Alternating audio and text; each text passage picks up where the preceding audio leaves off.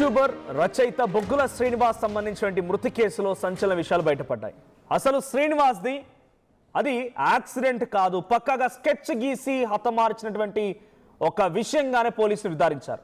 శ్రీనివాస్ది అది పక్కా హత్య అంటున్నారు పోలీసులు.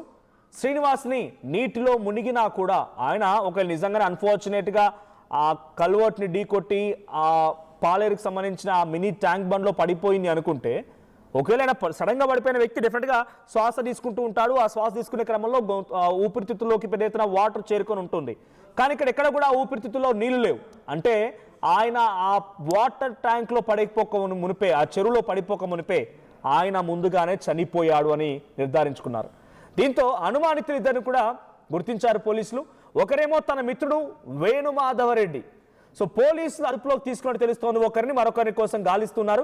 శ్రీనివాస్ చనిపోయినటువంటి ఆ కార్ ఏదైతే ఉందో ఆ కార్ తన ఫ్రెండ్ వేణుమాధవరెడ్డిదంట.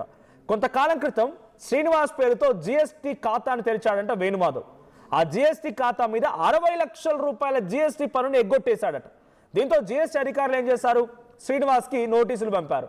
ఈ నోటీసుల విషయమైన వేణుమాధవ్ రెడ్డిని శ్రీనివాస్ క్వశ్చన్ చేయగా వారిద్దరి మధ్య ఆ విభేదమే ఇక్కడి వరకు దారితీసిందా అనే కోణాల్లో కూడా పోలీసులు ఇన్వెస్టిగేషన్ చేస్తున్నారు. ఈ ఇద్దరి మధ్య కొంతకాలంగా గొడవలు కూడా ఉన్నాయట. ఇదే నేపథ్యంలో శ్రీనివాస్ను ఆయన హతమార్చినట్టుగా అనుమానాలు వ్యక్తమవుతున్నాయి. 14న పాలేరు జలాశయంలో లభించినటువంటి శ్రీనివాస్ మృతదేహాన్ని పోస్ట్ మార్టం చేసిన తర్వాత పెద్ద ఎత్తున అందరూ కూడా ఈ విషయం బయటపడింది.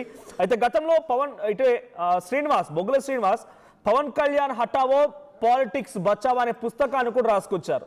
సో ఇలా అనేక కోణాల్లో కూడా పోలీసు విచారించడంతో ఎటకెలకి ఈ కేసు ఒక కొలిక్కు వచ్చింది. సో ఇంకా ఇన్వెస్టిగేషన్ జరుగుతోంది. బట్ ఇక చివరి ఆ అంశానికి చేరుకున్నట్టుగానే భావించాలి. బొగ్గుల శ్రీనివాస్ మరణం వెనుక తన మిత్రుడు వేణుమాధవ్ రెడ్డి ఉండే అవకాశం ఉంది. ఎందుకంటే ఇక్కడ డైరెక్ట్గా బొగ్గుల శ్రీనివాస్ కనుక నన్ను క్వశ్చన్ చేసి నన్ను నోటీసులు వచ్చాయని చెప్పి పదే గొడవ పెట్టుకోవడం, వేణుమాధవ్ రెడ్డితో తగాదాగది కూడా అన్నీ చూసిన తర్వాత బొగ్గుల శ్రీనివాస్కి భార్య పిల్లలు లేరు. అటు చాలా కాలం నుంచి ఒంటరిగానే ఉంటూ ఉన్నాడు. అటు తల్లిదండ్రులకి దూరంగా